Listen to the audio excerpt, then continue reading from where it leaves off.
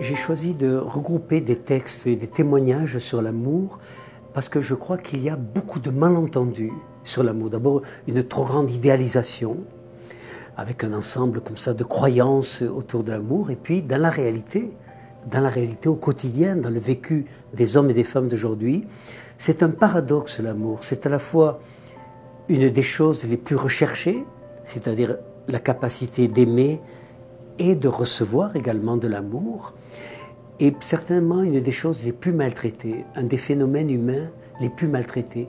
C'est ce qui explique d'ailleurs que 2 couples sur 4 aujourd'hui se séparent, et se séparent non pas parce qu'ils ne s'aiment plus, mais parce qu'ils ne sont pas arrivés à se proposer une relation de croissance mutuelle dans la durée, une relation dans laquelle on donnerait le meilleur de l'autre, on donnerait le meilleur de soi pour rencontrer le meilleur de l'autre. Alors dans ce livre, d'abord, je démystifie ce que j'appelle les pseudo-amours.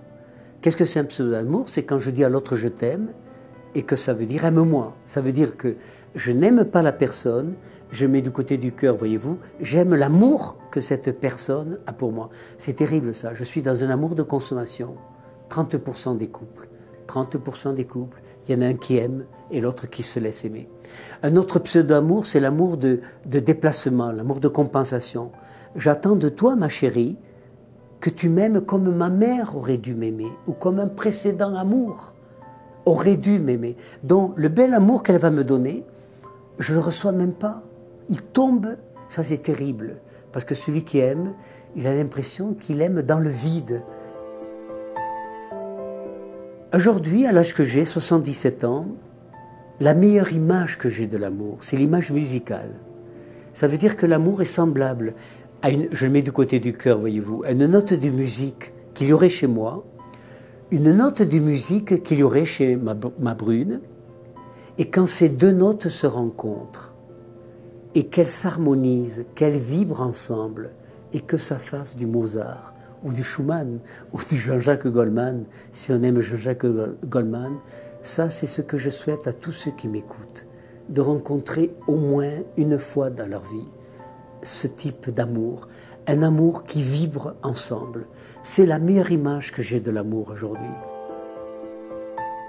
Alors, c'est vrai que dans ce livre, je tente de transmettre, d'abord à mes enfants, je suis le père de 5 enfants, tous mes livres d'ailleurs c'est dans leur direction, parce que nos enfants c'est notre part d'éternité, donc j'essaie de leur transmettre ce que je crois être le meilleur de l'amour, démystifier les pseudo-amours, sentir que si on aime, il faut nourrir cet amour, l'entretenir au quotidien, donc ne pas s'endormir, parce que souvent dans le mariage, ben ça y est, on est marié, on s'installe confortablement. Non, non, ça doit être réinventé tous les jours. En commun. Réstimuler chez ceux qui vont me lire, homme ou femme, c'est 3 choses au moins. Apprendre à s'aimer, car si je ne m'aime pas, j'aurai du mal à aimer l'autre. Ça c'est le fondement, apprendre à s'aimer. Pas d'un amour narcissique, égocentrique, moi je suis le plus beau. Non, un amour de bienveillance, un amour de respect, respect de soi-même, etc. Deuxièmement, apprendre que nul ne sait à l'avance la durée de vie d'un amour. Donc, vivez-le au présent, ne passez pas à côté, ne remettez pas demain. Combien j'entends des couples, on travaille 9 heures par jour, etc., on tient un commerce, mais à la retraite, ah non, à la retraite, ça risque d'être trop tard. Apprendre à vivre l'amour au présent. Et ce que j'appelle surtout un amour en réciprocité. C'est pour ça qu'il faudrait ajouter un qualificatif chaque fois qu'on parle d'amour, le don d'amour. Ça veut dire que c'est quelque chose que j'ai à donner.